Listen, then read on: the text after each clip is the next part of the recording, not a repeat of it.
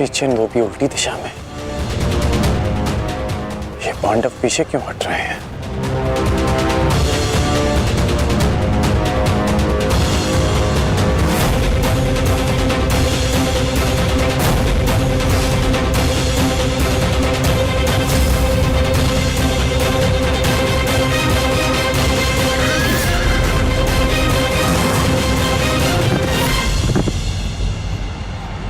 अरे वो तो पीछे हट रहे हैं।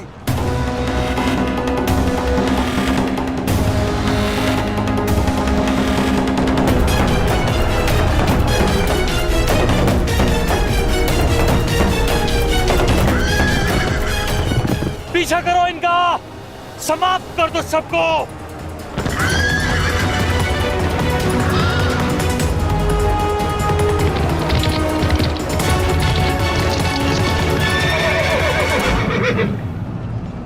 महामहिम, ये पांडुपुत्र करना क्या चाहते हैं? इस प्रकार पीछे लौट जाने के दो ही कारण हो सकते हैं। प्रथम, सेना के किसी प्रमुख की मृत्यु, या फिर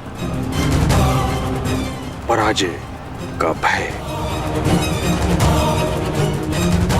और यदि युद्ध के आरंभ में ही सेना इस प्रकार पीछे लौट जाए तो उसका अर्थ है यह उनकी रणनीति है।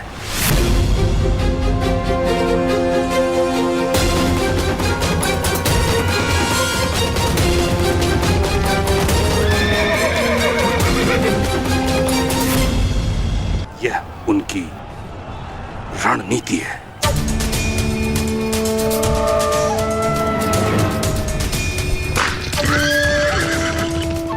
पर हमारे पास उन पांडवों से 5 अश्विनी सेना अधिक है। यदि ये कोई रणनीति भी है, तब भी हम अपनी सेना के बल से इन पांडवों को समर्पण करने के लिए विवश कर सकते हैं। पितामह, आप आगे बढ़िए और युधिष्ठिर को बंदी बनाइए। शीघ्रता मत करो दुर्योधन। सर्वप्रथम उनकी रणनीति को समझो, उसके पश्चात आगे बढ़ो।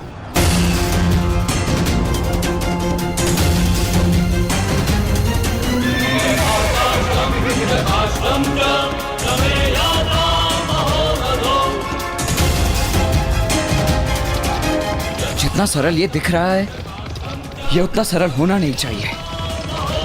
कुछ तो गड़बड़ है।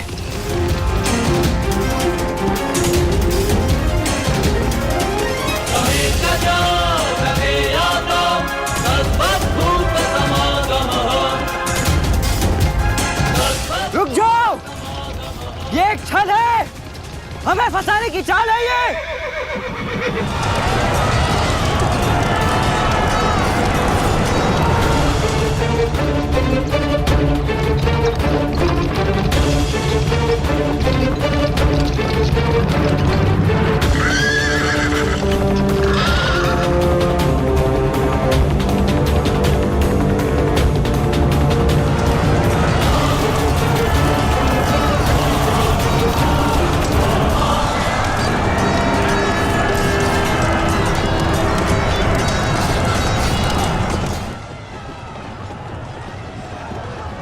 दुशासन और अश्वत्थामा अपनी सेना को लेकर कौरव सेना से अलग हो गए हैं महाराज।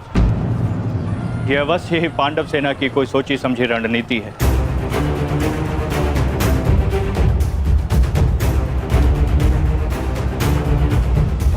आत्मसमर्पण कर दो युधिष्ठिर। हो सकता है ज्येष्ठ तुम्हें जीवन दान दे दे। तुम केवल दास बनने के योग्य हो और सदैव दास बनकर रहोगे,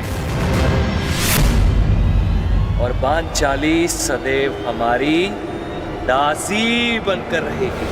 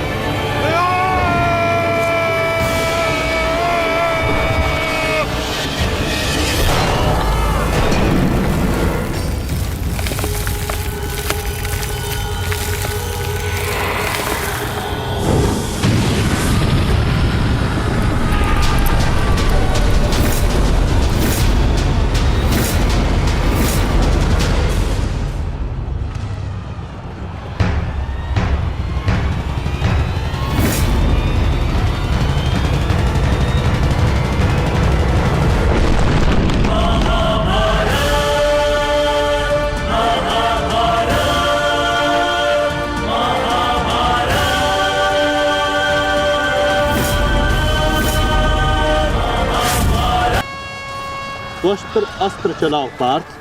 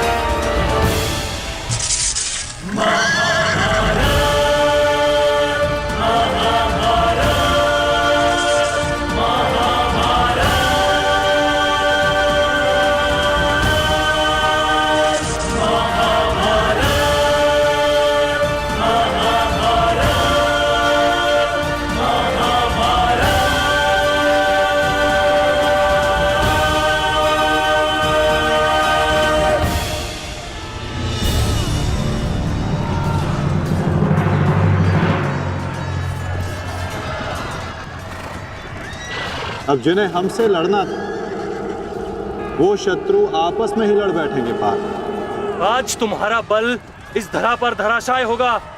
भीम, अर्जुन!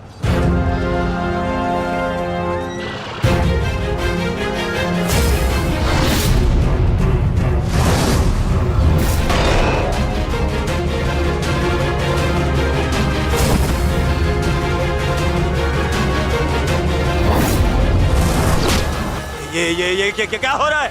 अश्वत्थामा और दुशासन आपस में क्यों लड़ रहे हैं? शांत हो जाओ दुर्योधन, ये अर्जुन के दिव्यास्त्र का प्रभाव है।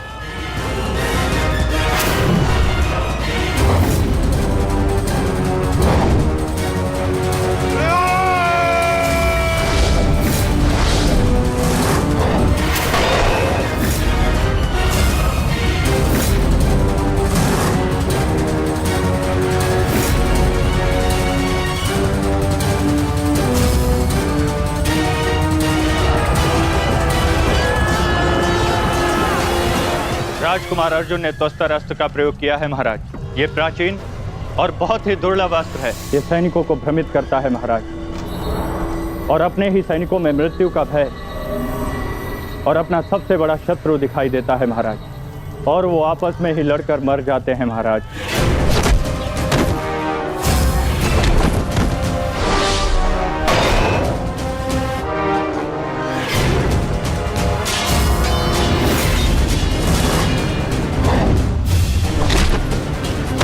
हाँ भाई, आप युवराज की सुरक्षा के लिए यही उपस्थित रहिए। मैं शीघ्र आता हूं।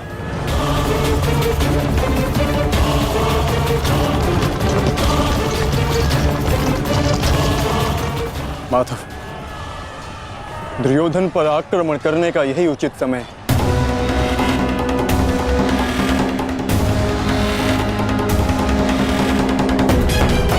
अंतिम प्रहार का समय आ गया है।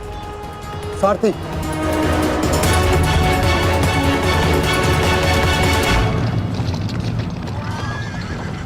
ये क्या? चारों पांडव सीधे हमारी ओर बढ़ रहे हैं।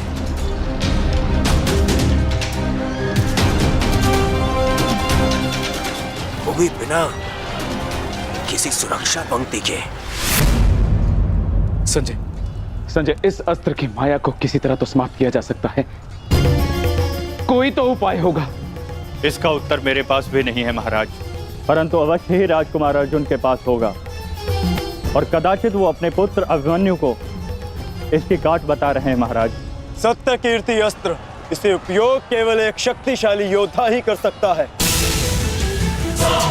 हमारे विपक्षियों में आचार्य द्रोण, पितामह और अंगराज कर्ण इसका उपयोग करना जानते हैं। कर्ण तो युद्ध में सम्मिलित नहीं, और आचार्य द्रोण और पितामह को इनकी रक्षा करने के लिए पहुंचने में समय लगेगा, इसलिए हम इसका लाभ उठा सकते हैं। परंतु तुम भूल रहे, युद्ध भूमि में एक और कुशल योद्धा है जो सत्य कीर्ति अस्त्र का प्रयोग करना जानता है।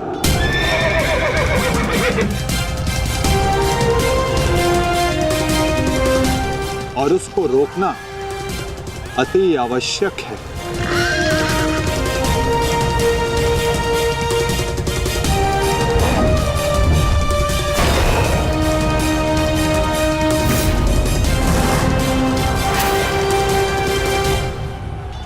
जितने भी अस्त्र हैं ये शत्रु को भ्रमित कर देते हैं। परंतु इस भ्रम को तोड़ने का कोई तो उपाय होगा ना पिताश्री? एक ही अस्त्र है, सत्य कीर्ति अस्त्र।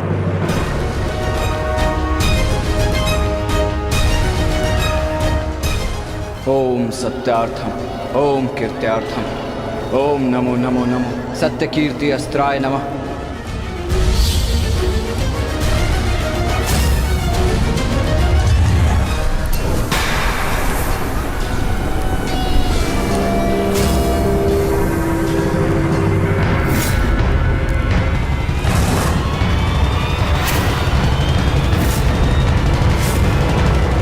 स्वागत है अभिमन्यु।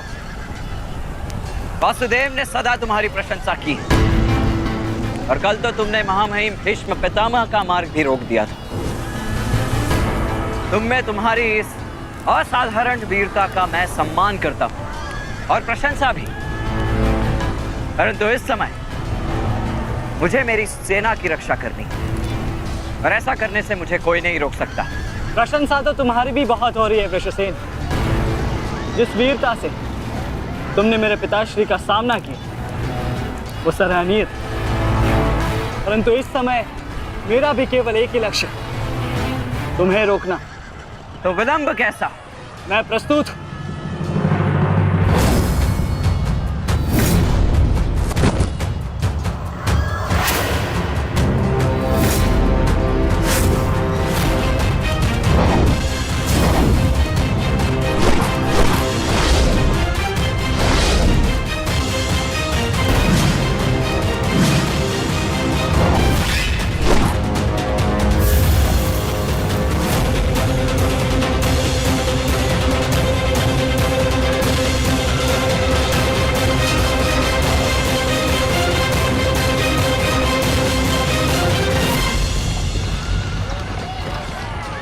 मैं गुरु द्रोण को रोकता हूं। नहीं अर्जुन, गुरु द्रोण का सामना मैं करता हूं, तुम आगे बढ़ो। नहीं भ्राताश्री, दुर्योधन के समर्पण की पुष्टि करने के लिए आपका वहां होना अति आवश्यक है। और जो इसमें सक्षम है वो है भ्राता भीम। पितामह को केवल भ्राता अर्जुन ही रोक सकते हैं। आप सब लोग आगे बढ़िए, हम गुरु द्रोण को रोकते हैं।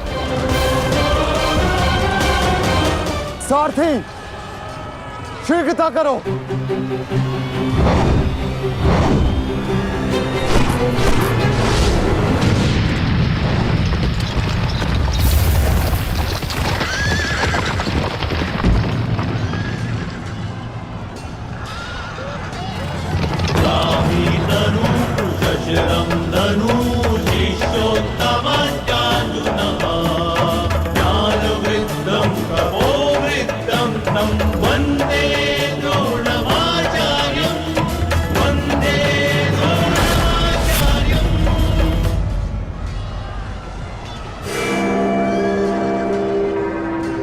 हस्तिनापुर नरेश, महाराज धृतराष्ट्र के ज्येष्ठ पुत्र दुर्योधन तक पहुंचने के लिए तुम्हें मेरा सामना करना होगा।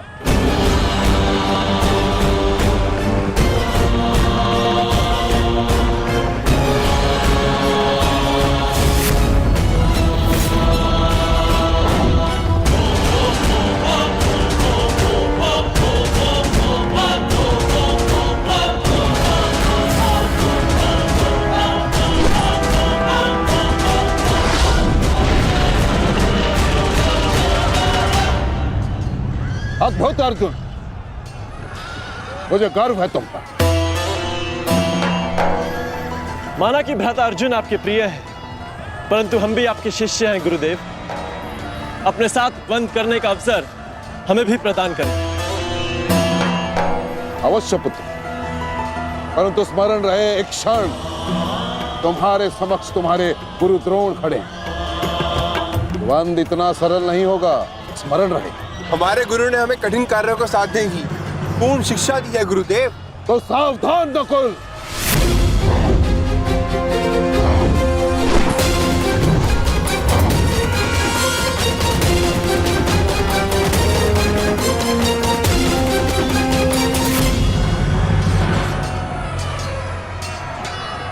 कहा था मैंने कि द्वंद्व सरल नहीं होगा।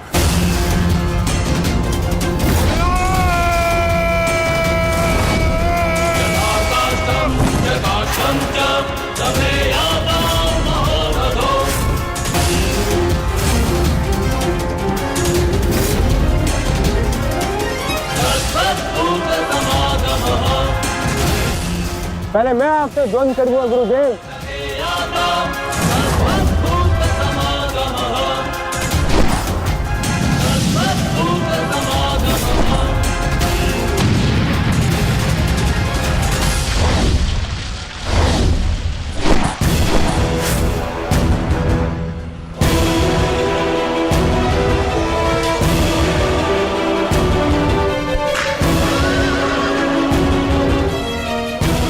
द्वंद्व का समय आ गया है। हमें पूरी शक्ति के साथ उनके साथ द्वंद्व करना होगा।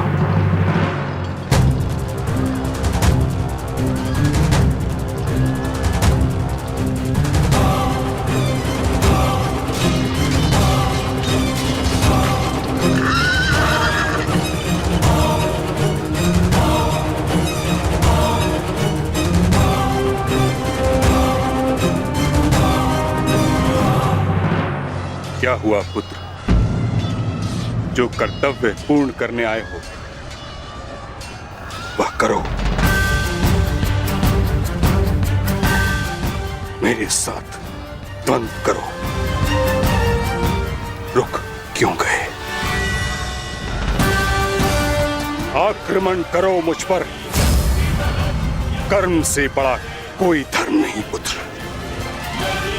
पितामह ने उचित कहा, अपने कर्तव्य का पालन कर। स्मरण है ना पार्थ, ना कोई बंधु है ना कोई बंधक, ना कोई मरता है ना कोई मारता है, ये सब आत्माएं हैं।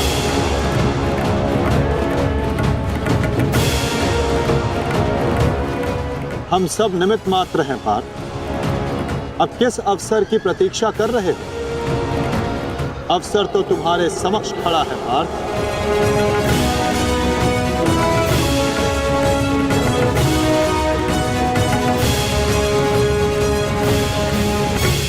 यदि तुम मुझ पर प्रहार नहीं करोगे अर्जुन, तो मैं करूंगा और तुम्हें तुम्हारे कर्तव्य से अवगत कराऊंगा।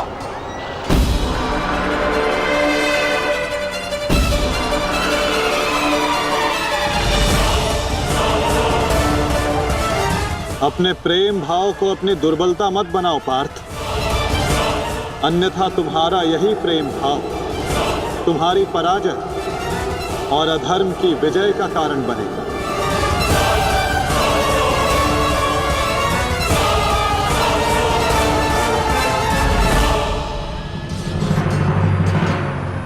शस्त्र उठाओ पार्थ, प्रहार करो अपने शत्रु पे। प्रहार करो पार्थ।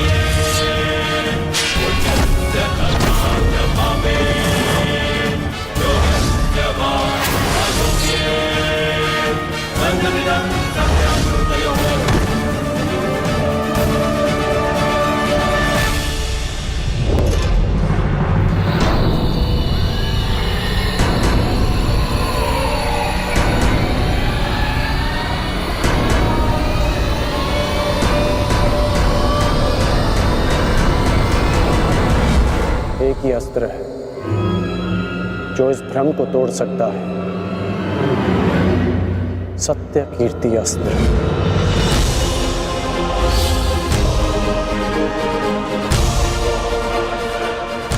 सत्य कीर्ति अस्त्र।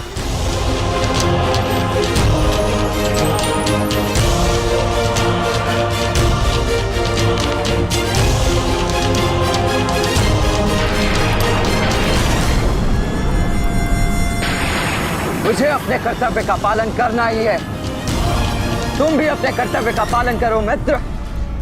हम दोनों को कोई नहीं रोक सकता।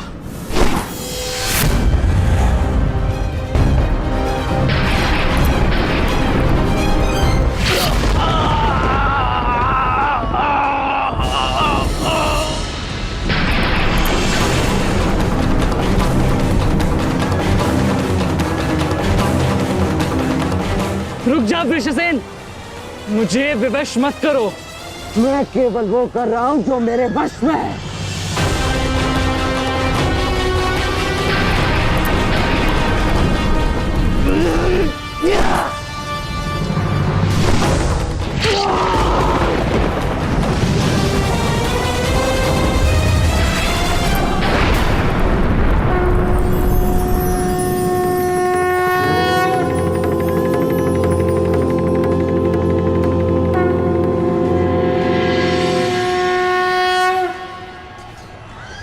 अद्भुत। मुझे तुम पर गर्व है पुत्र।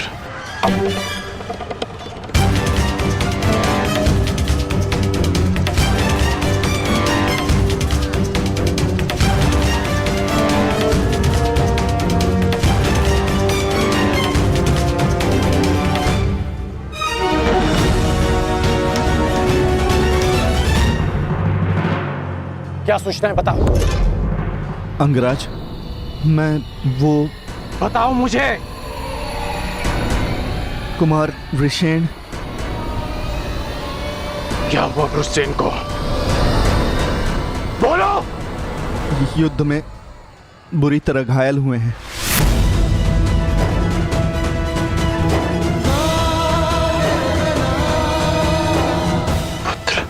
कौशल और शौर्य को नमन है वृषसेन। अनुमान नहीं था कि कौरव सेना में ऐसे कुशल योद्धा से सामना होगा।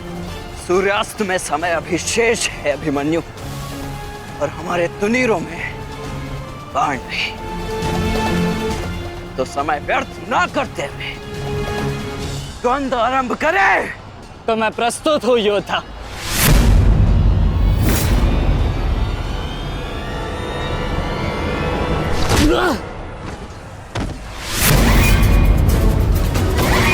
तेरे पिता की माया का अंत हुआ बालक, और अब तेरा अंत होगा। या!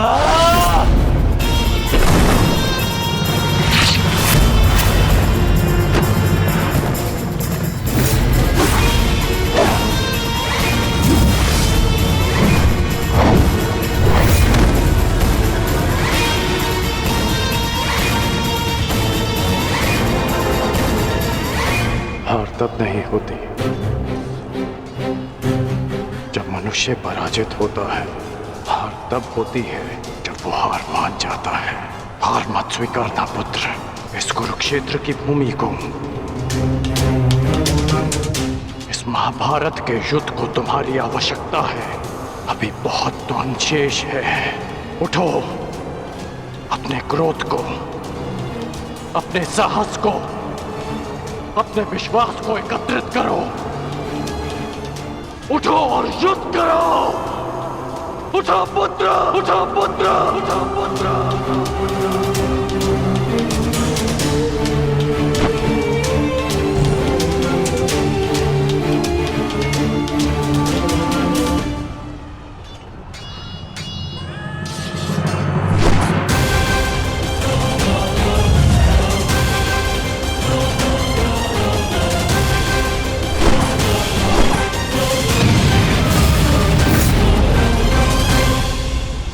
माधव, पितामह के प्रहार प्रतिक्षण बलशाली होते जा रहे हैं। हम उन्हें बहुत समय तक रोक नहीं पाएंगे। रोकना तो पड़ेगा पार्थ। जितना समय तुम इन्हें रोकोगे उतना समय भीम को मिलेगा कि वो दुर्योधन को परास्त कर युधिष्ठिर के समक्ष आत्मसमर्पण करने को विवश कर सके।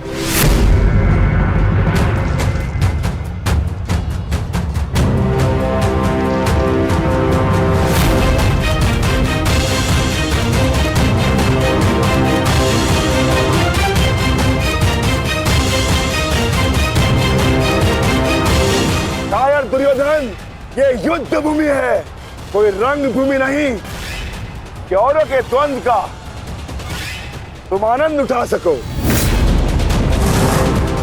क्यों दुर्योधन, कायरों की भांति क्यों खड़े हो? आओ और आकर मुझसे युद्ध करो।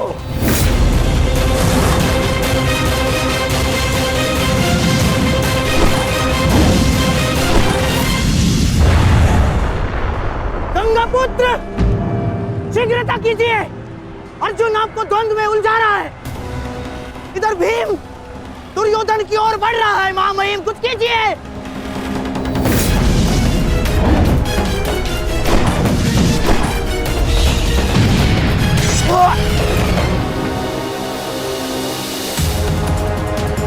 साथी,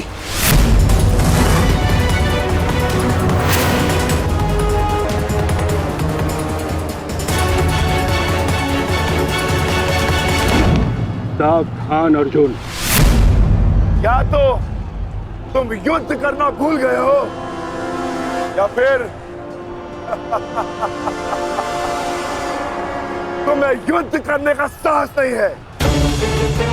दुर्योधन नहीं, नहीं दुर्योधन, भीम तुम्हें उकसा रहा है। द्वंद्व में मत फंसना। उचित कहा मामाश्री। मेमनों के आखेट के लिए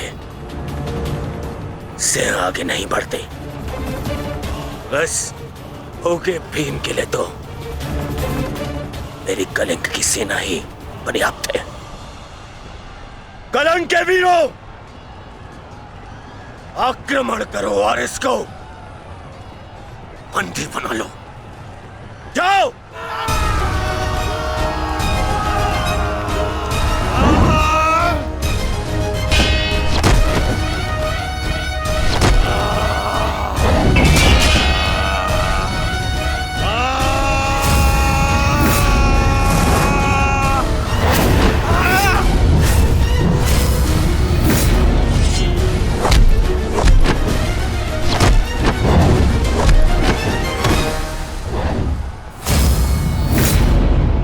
दुर्योधन, बस ये इतने से थे?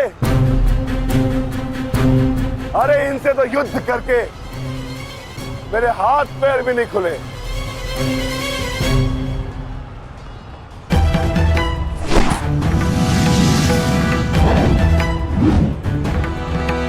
आप नियम भंग कर रहे हैं आचार्य। आप एक साथ दो पर आक्रमण नहीं कर सकते। स्मरण रहे कि युद्ध के नियम के अनुसार दो योद्धा एक योद्धा पर आक्रमण नहीं कर सकते, पर तो एक योद्धा दो योद्धाओं पर आक्रमण कर सकता है। सहदेव,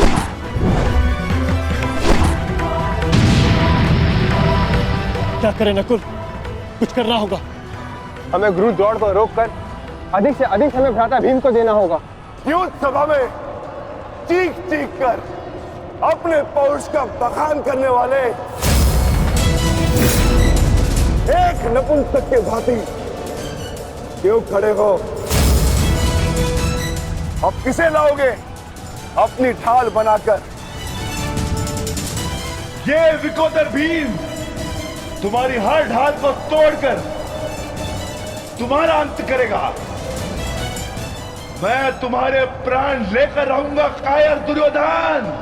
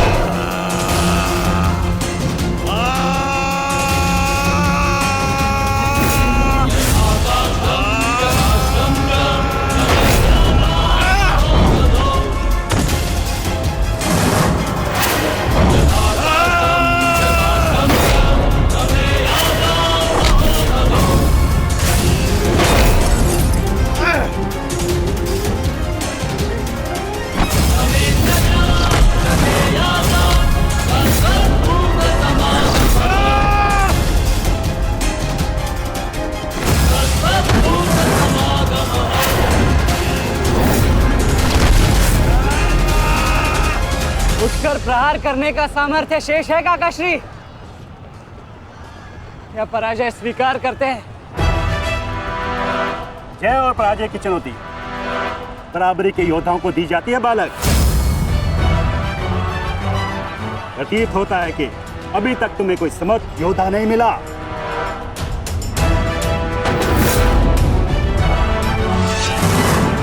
मैं शब्दों के बाण नहीं चलाता नाना श्री। अच्छा, तो युद्ध करो या समर्पण करो।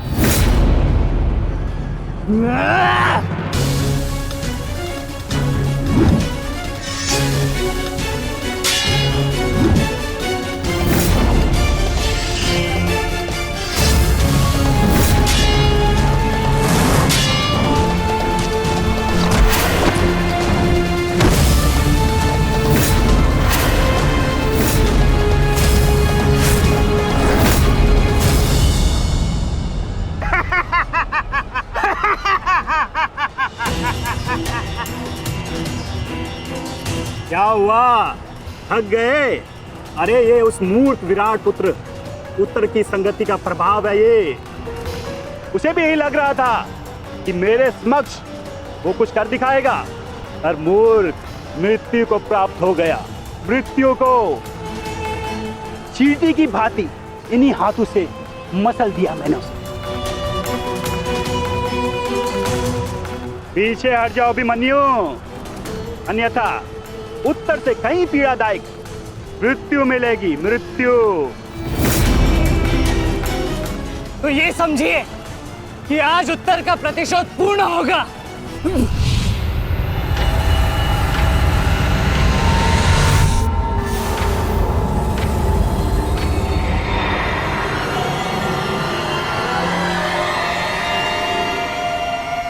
फिर से मूर्खता कर रहे हो अभिमन्यु? मेरी शक्तियों के बारे में ज्ञात नहीं है।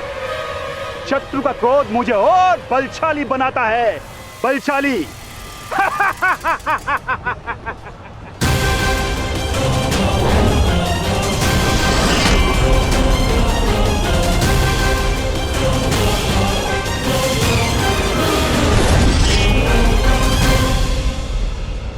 इतना ललकारने के पश्चात भी तुम रथ पर चुप कर बैठे हो दुर्योधन। मैं भी कैसा मूर्ख हूं, एक नपुंसक के वध की प्रतिज्ञा कर बैठा। आज तुमने यह सिद्ध कर दिया कि तुम एक क्षत्रिय नहीं बल्कि एक बाल।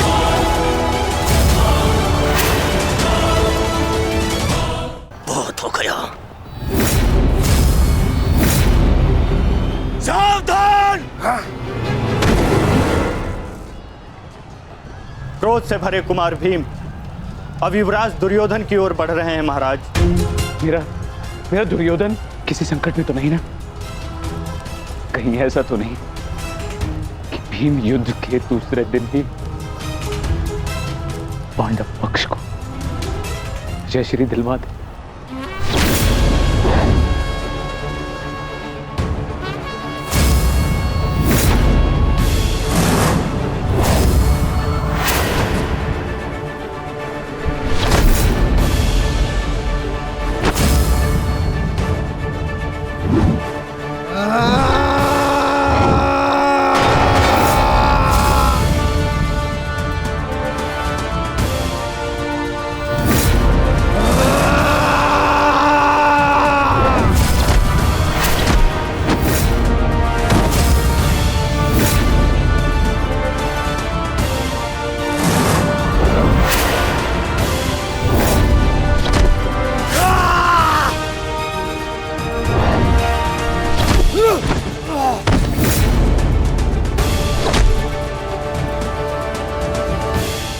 दुर्योधन मारो!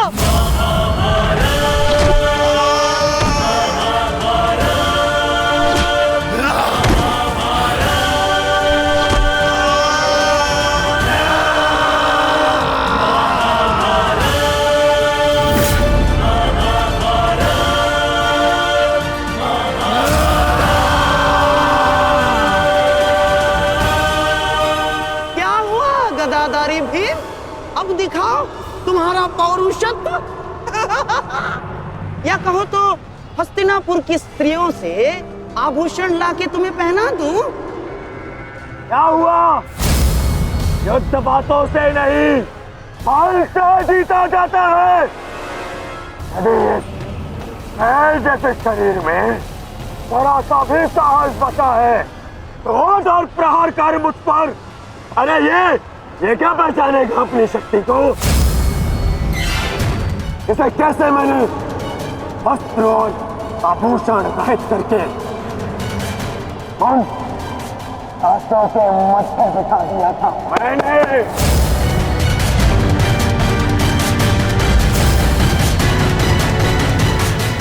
कदाचित ये भी भूल गया है कि कैसे मैंने बलि सभा में उस दासी द्रौपदी को उसका उचित स्थान दिखाया था।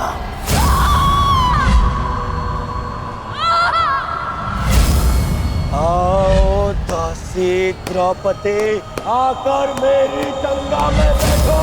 आओ, वस्त्र हरण करो इस दासी का।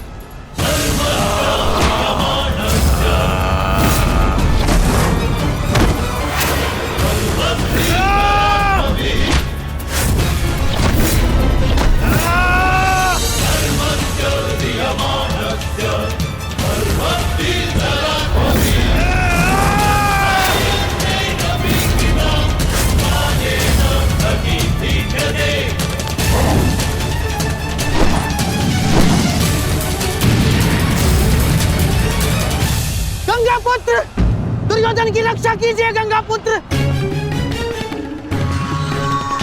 महामहिम, ये क्या कर रहे हैं आप?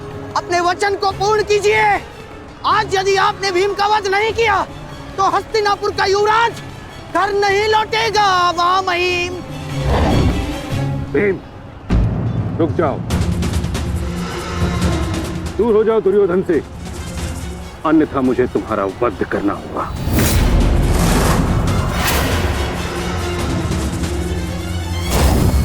सावधान पितामह, यदि आपने भ्राता भीम पर प्रहार किया तो मुझे विवश होकर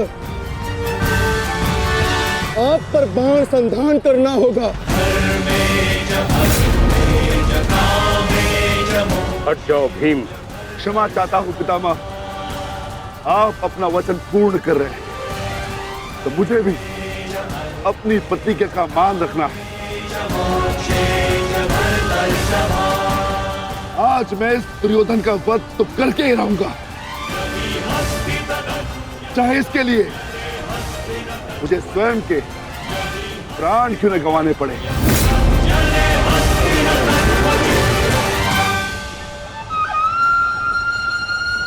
स्वयं के प्राण गंवा सकते हो भीम, परंतु क्या अपने दोनों भ्राताओं को इस आहुति में झोंक दोगे तुम?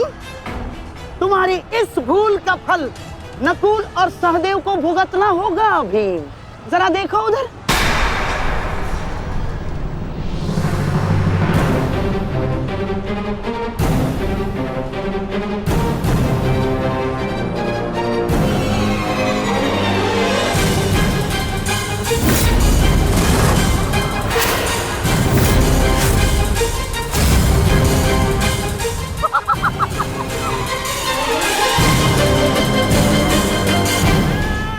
पिताश्री,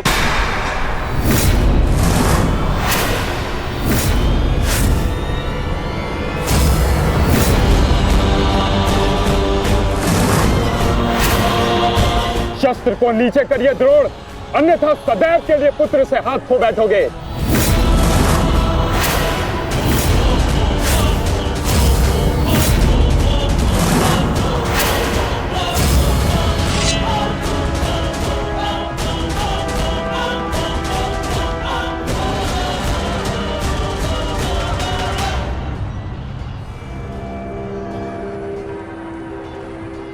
दुर्योधन, तेरा अंत आ गया है। तुम्हारे पास दो विकल्प शेष है दुर्योधन। या तो शेष युधिष्ठिर के समक्ष आत्मसमर्पण करो, अपनी सेना को पीछे हटने का आदेश दो, या फिर अपने प्राण यमराज को समर्पित करो।